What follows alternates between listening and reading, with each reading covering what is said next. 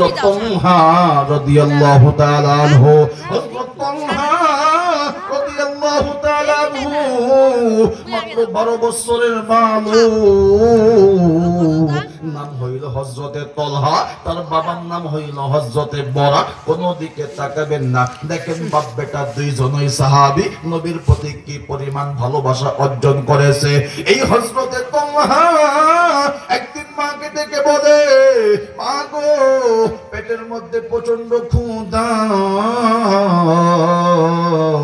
ও মা তুমি একটু আনো। কয়েকদিন থেকে পেটের মধ্যে কয়েকদিন থেকে ঘরের মধ্যে কোনো খাবার রান্না হয় না। হযরত তালহা ডাক দিয়ে কই, মা গো, আমি তো জানি, কিন্তু এখন কি করব? ও মা, 3 দিন থেকে আমি না খায় পেটের মধ্যে পাথর বেঁধে আছি। মা তখন ডাক দিয়া কয়, তালহা রে, বিশ্ব নবীর দরবারে যা। যদি বিশ্ব নবীর দরবারে যাইতে পারো, আমার নবীর দিকে একবার নজর করে তাকাইতে পারো, আমি মা বলে দিলাম আল্লাহ নবীকে দেখার সঙ্গে সঙ্গে তোমার পেটের ক্ষুধা নিবারণ হয়ে যাবে। জোরে কন্যা সুবহানাল্লাহ। ছোট্ট মানুষ সাহাবী মাকে ডাক দিয়া কই, মা গো, সত্যি কি আল্লাহ নবীর দিকে তাকাইলে পেটের ক্ষুধা নিবারণ হবে নি? মা তখন ডাক দিয়া কয়, বেটা রে, আল্লাহর কসম করে বলি, আল্লাহর কসম করে বলি, তুমি যখনই বিশ্ব নবীর চেহারার দিকে তাকাইবা, আমি মা বলে দিলাম দেখার সঙ্গে সঙ্গে পেটের ক্ষুধা নিবারণ হয়ে যাবে। জোরে কন্যা সুবহানাল্লাহ। হযরত তালহা 12 বছরের বালক, মাকে ডাক দিয়া কয়, মা গো, আমি নবীর দরবার চিনি না, নবী কোন জায়গার মধ্যে থাকে আমি সেটাও জানি না।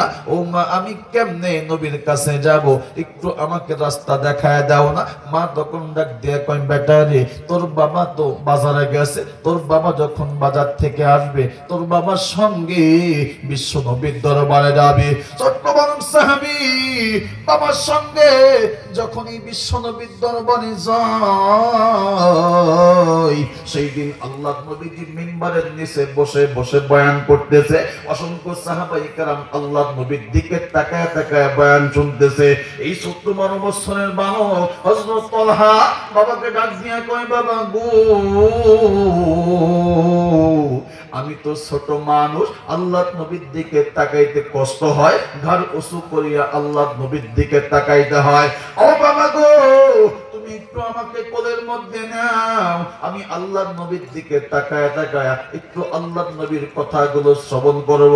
ছোট্ট বালককে যখন কোলের মধ্যে নেয়, বাবাও নবীর দিকে তাকায় আছে। অসংখ্য সাহাবায়ে কেরাম আল্লাহ নবীর দিকে চাতক পাখির মতো তাকায় আছে। হযরত তালহা নবীর দিকে চোখ রাঙায় নবীর দিকে তাকায় আছে। বাবা এক পর্যায়ে নজর পড়ে হযরত তালহার দিকে তাকায় দেখে তালহা নবীর দিকে এমন ভাবে তাকায় আছে তো আছে, চোখ আর নিচের দিকে নামায় না। হঠাৎ করে তাকায় দেখে হযরত তালহার চোখ দিয়ে টকটক করে পানি পড়তেছে। বাবা কোনো কথা বলে না। দ্বিতীয়বার যখন বাবা আবার নজর করে, হযরত তালহা তখন 3 বার পেটের মধ্যে 3টা জোরে জোরে থাপ্পড় দিল। বাবা এবার ডাক দিয়া কয়, তালহা রে, কেন কাঁদো? পেটের মধ্যে কি প্রচন্ড ক্ষুধা নি? হযরত তালহা ডাক দিয়া কয়, বাবা গো, আগে বলো না আমার নবীর কি মা বাবা দুনিয়ায় আছে? কয়, কেন রে? হঠাৎ করে নবীর মায়ের কথা বাবার কথা মনে পড়লো। কান দিয়ে বলে, ও বাবা, একটু আমার নবীর দিকে তাকাও, দেখো আমার নবীর কত সুন্দর মায়াবী চেহারা, আমার নবীর কত সুন্দর চেহারা।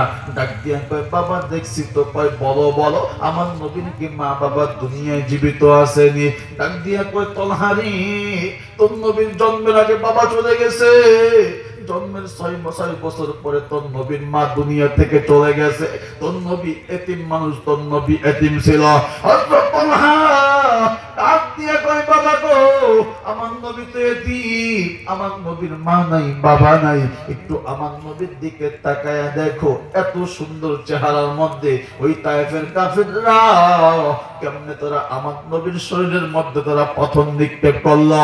ও বাবাজি, তারা কি জানতো না যে আমার নবীর মা নাই বাবা নাই, আমার নবী এতিম মানুষ, তবুও তারা এত কেমনে এত নিষ্ঠুর হয়, আমার নবীকে তারা কেমনে আঘাত করেছে।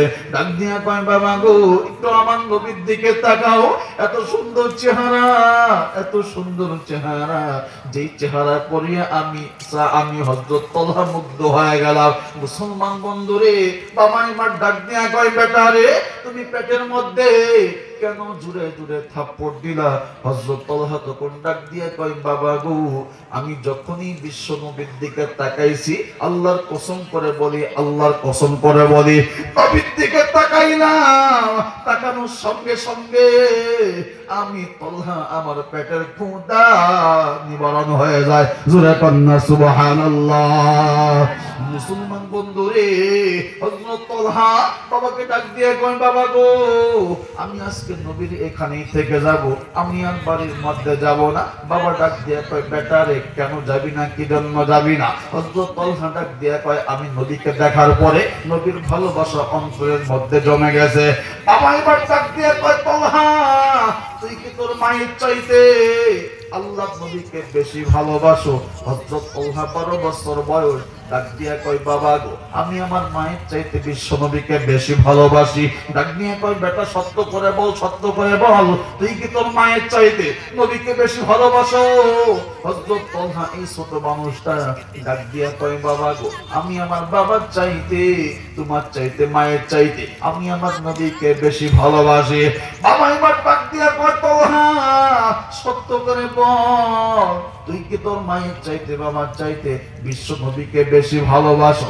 হ্যাঁ আমি বিশ্ব নবীকে বেশি ভালোবাসি। এই কথা আমার আল্লাহ শুনিয়া জিবরাইলের মাধ্যমে নবীর কানের মধ্যে পৌঁছায়া দিলেন। আল্লাহ নবীজি ডাক দিয়া বলে এই তলহার বাবা একটু আমার সামনে আয়, তোরা বাপ বেটা ওই জায়গার মধ্যে কি কথা বলতেছো, কি গল্প করতেছো, একটু আমার সামনে আয়। আল্লাহ নবী জানার পরেও জিজ্ঞাসা করে এই তলহার বাবা তোরা বাপ বেটা ওই জায়গার মধ্যে কি করতেছো? ডাক দিয়া কই নবী গো এই যে আমার তলহা 12 বছর বয়স, সে নাকি তার মায়ের চাইতে বাবার চাইতে নবী আপনাকে বেশি ভালোবাসে। আল্লাহ নবী ডাক দিয়া কয় তলহা সত্য করে বলো, সত্য করে বলো, তুমি আমি নবী আমাকে তুমি কেমন ভালোবাসো? ডাক দিয়া কয় আমি নবী গো আমি আমার মায়ের চাইতে বাবার চাইতে আমি নবী আপনাকে বেশি ভালোবাসি। ডাক দিয়া কয় তলহা সত্য করে বলো, সত্য করে বলো। হযরত তলহা তখন ডাক দিয়া কয় নবী গো শুধু মা না বাবা না, আমি আমার জীবনের চাইতেও নবী আপনাকে বেশি ভালোবাসি। জোরে কন্যা আল্লাহু আকবার। ডাক দিয়া কয় সাহাবী রে সত্যি কি তুই তোর মায়ের চাইতে বাবার চাইতে এমন কি তোর জীবনের চাইতে আমি নবী আমাকে বেশি ভালোবাসো?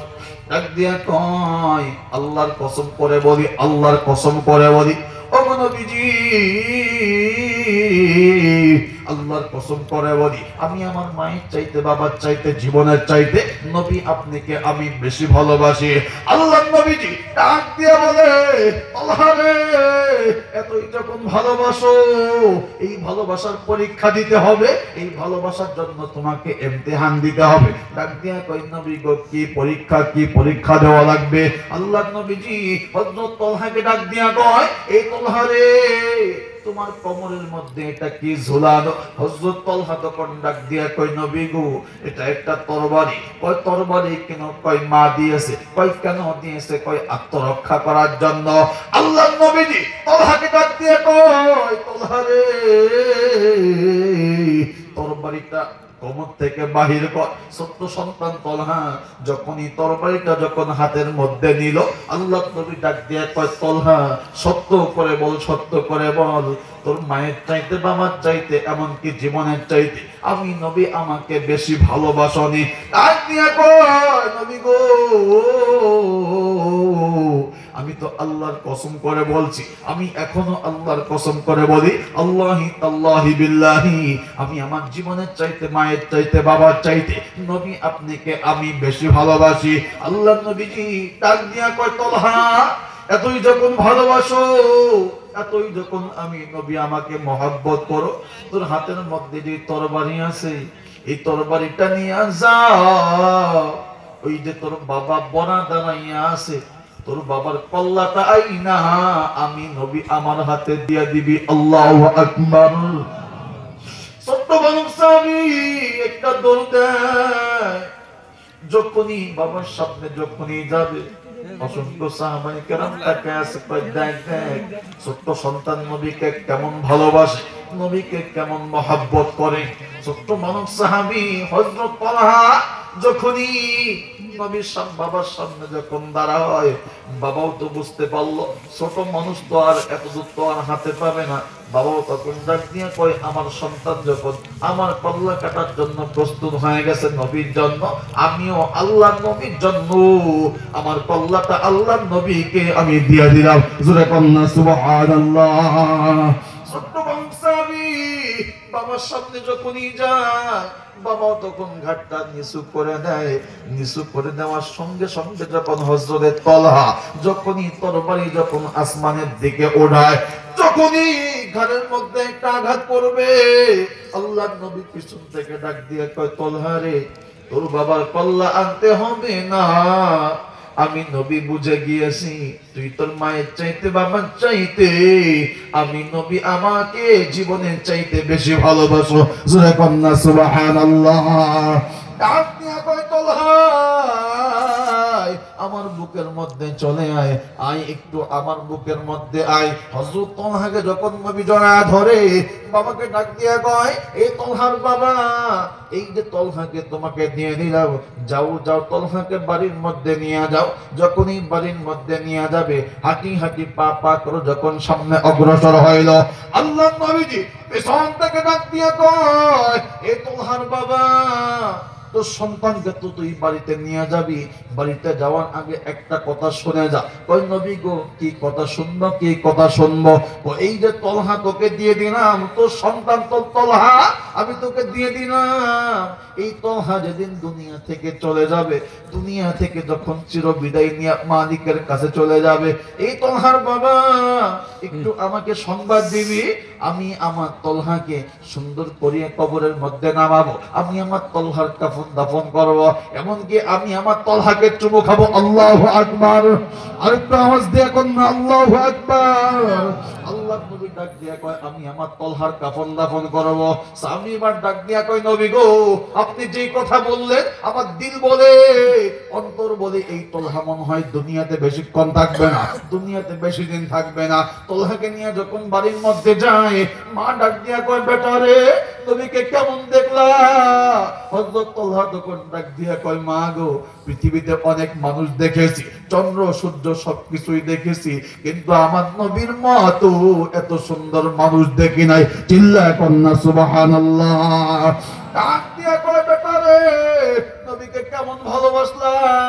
ডাক দিয়া কয়, মা তুমি এখানে, মা এই যে আমার বাবা মার চাইতে জীবনের চাইতে নবীকে বেশি ভালোবাসি। মুসলমান বন্ধুরে, অনেক লম্বা কাহিনী সংক্ষিপ্ত করে বলে দেই। হযরত তালহা যখনই বাড়ির মধ্যে যায়, কয়েকদিন অতিক্রম হয়ে গেল, হযরত তালহার শরীরের মধ্যে প্রচন্ড জ্বর। হযরত তালহা জ্বর নিয়ে কাঁপনি অবস্থায় কাঁপতেছে। পাকে ডাক নিয়ে কয়, মা গো, বাবা গো, আমার শরীরের মধ্যে প্রচন্ড জ্বর, আমার দিল বলে, অন্তর বলে, আমি মনে হয় দুনিয়াতে বেশিক্ষণ থাকবো না, দুনিয়াতে আমি বেশি দিন থাকবো না। ডাক দিয়া বলে, বেটা রে, এগুলো কি বলো? হ্যাঁ, আমার দিল সাক্ষী দিচ্ছে আমি মনে হয় দুনিয়াতে বেশি দিন থাকবো না। সাহাবী আমার ডাক দিয়া কয়, মা গো, বাবা গো, নবী তো বলছিল যখন আমি দুনিয়া থেকে চলে যাব, আল্লাহ নবীকে সংবাদ দেওয়ার জন্য আল্লাহ নবী আমার কাফন দাফন করবে। ও বাবা, যদি আমি দিনের বেলা মারা যাই, তাহলে তুমি আল্লাহ নবীকে সংবাদ দিও, আল্লাহ নবী যেন আয়েশা আমাকে কাফন দাফন করায়। কিন্তু বাবা, যদি আমি রাতের বেলা মারা যাই, তাহলে নবীকে সংবাদ দিও না, তাহলে তুমি নবীকে খবর দিও না। কই কেন রে, কি জন্য রে? ডাক দিয়া কয়, দিন এবং রাতের মধ্যে সম্পর্ক কি? হযরত তালহা ছোট মানুষ দেখেন নবীকে কেমন ভালোবাসে। ডাক দিয়া কয়, বাবা গো, যদি আমি রাতের বেলা মারা যাই, আমার নবীর বাড়ি থেকে আমার বাড়ি মাত্র কয়েক কিলোমিটার, আমার নবী আমার মৃত্যুর সংবাদ শুনিয়া বাড়ির মধ্যে বসে থাকতে পারবে না, বাড়ির মধ্যে বসে থাকতে পারবে না, হাঁটি হাঁটি পা পা করে রাত্রি যতই গভীর হয়ে যায় আমি তলহা আমার জন্য ছুটে চলে আসবে।